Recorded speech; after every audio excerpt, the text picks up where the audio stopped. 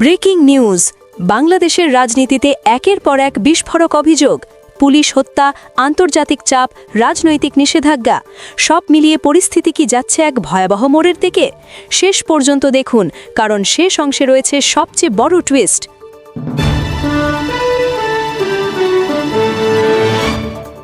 রাজনীতির মঞ্চের সবচেয়ে বিপজ্জনক মুহূর্ত বিদায়ের সময়, কারণ তখন আর ক্ষমতার ভয় থাকে না, মুখের সব তালা খুলে যায়।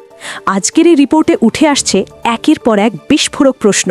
ডক্টর মোহাম্মদ ইউনুস কি সত্যিই ছিলেন ক্ষমতার কেন্দ্রে, নাকি তিনি ছিলেন এক অদৃশ্য শক্তির পরিচালিত প্রতীক?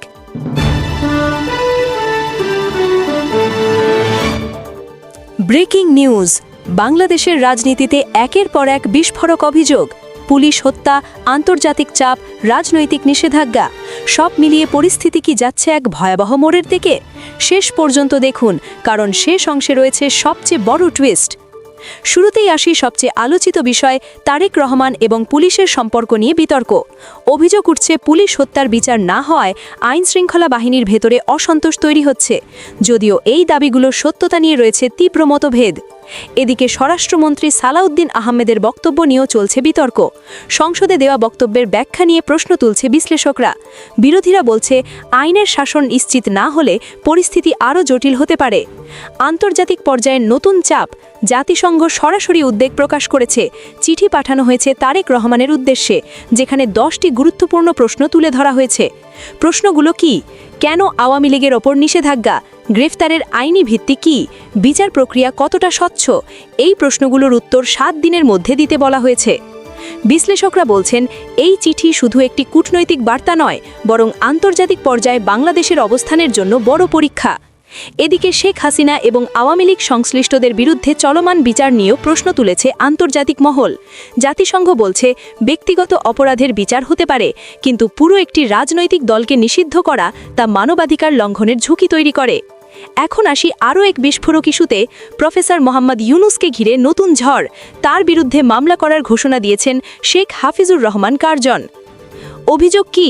মানহানি, রাষ্ট্রদ্রোহিতা, ক্ষতিপূরণ দাবি 10 কোটি টাকা। যদিও এসব অভিযোগ এখনও আদালতে প্রমাণিত হয়নি। একই সঙ্গে আলোচনায় এসেছেন আসিফ নজরুল এবং স্বরাষ্ট্র উপদেষ্টা। রাজনৈতিক অঙ্গনে তৈরি হয়েছে নতুন উত্তেজনা। এখন বড় প্রশ্ন, এই ঘটনাগুলো কি শুধুই রাজনৈতিক বক্তব্য, নাকি এর পেছনে রয়েছে বাস্তব সংকট? আন্তর্জাতিক সম্পর্ক, অভ্যন্তরীণ রাজনীতি এবং আইন শৃঙ্খলা সবকিছু মিলিয়ে বাংলাদেশ এখন এক সংবেদনশীল অবস্থানে। সামনে কি হতে পারে? জাতিসংঘের চাপ বাড়বে, রাজনৈতিক সমঝোতা, নাকি নতুন সংকট? উত্তর সময়ই দেবে। শেষ কথা, বাংলাদেশের রাজনীতি আবারও এক ক্রান্তিকালে, যেখানে প্রতিটি নির্ধারণ ভবিষ্যতের পথ নির্ধারণ করতে পারে। ভিডিওটি যদি গুরুত্বপূর্ণ মনে হয়, লাইক করুন, থামস আপ, কমেন্ট করে আপনার মতামত জানান, চ্যাট আর সাবস্ক্রাইব করে সাথে থাকুন, কারণ সামনে আসছে আরও বড় আপডেট।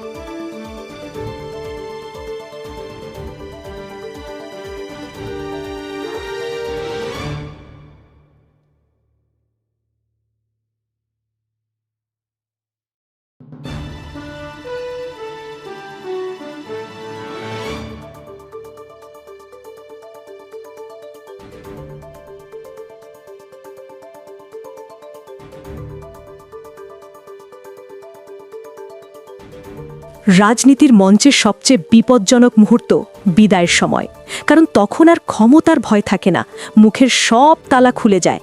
আজকের এই রিপোর্টে উঠে আসছে একের পর এক বিস্ফোরক প্রশ্ন। ডক্টর মোহাম্মদ ইউনুস কি সত্যিই ছিলেন ক্ষমতার কেন্দ্রে, নাকি তিনি ছিলেন এক অদৃশ্য শক্তির পরিচালিত প্রতীক?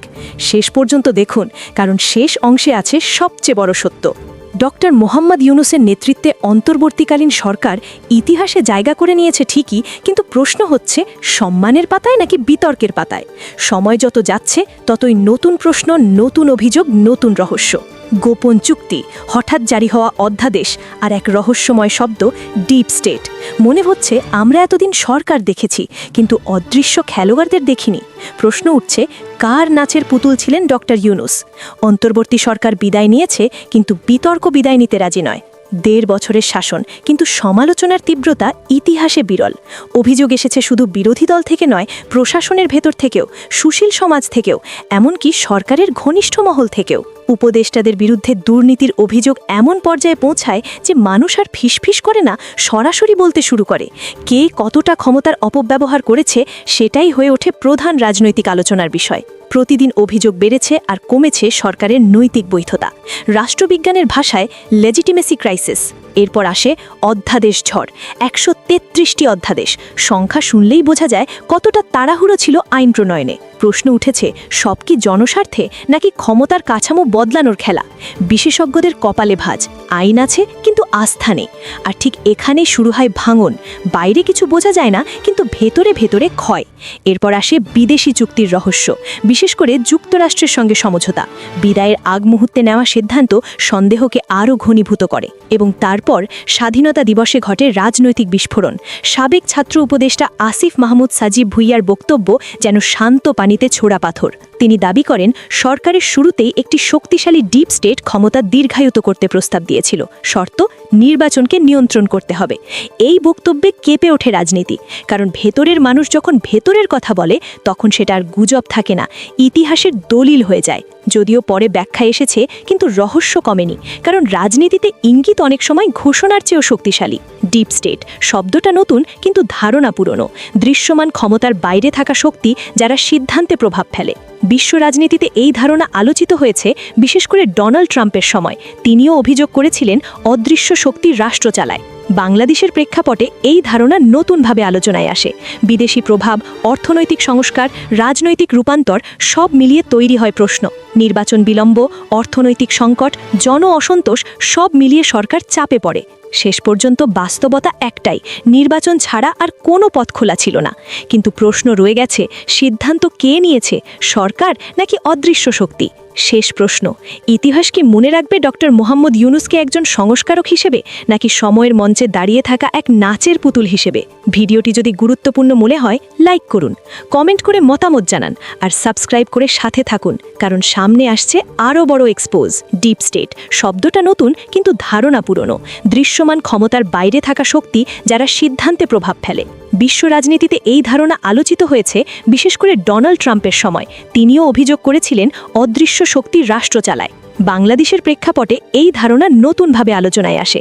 বিদেশি প্রভাব, অর্থনৈতিক সংস্কার, রাজনৈতিক রূপান্তর সব মিলিয়ে তৈরি হয় প্রশ্ন। নির্বাচন বিলম্ব, অর্থনৈতিক সংকট, জন অসন্তোষ সব মিলিয়ে সরকার চাপে পড়ে। শেষ পর্যন্ত বাস্তবতা একটাই, নির্বাচন ছাড়া আর কোনো পথ খোলা ছিল না। কিন্তু প্রশ্ন রয়ে গেছে, সিদ্ধান্ত কে নিয়েছে, সরকার নাকি অদৃশ্য শক্তি?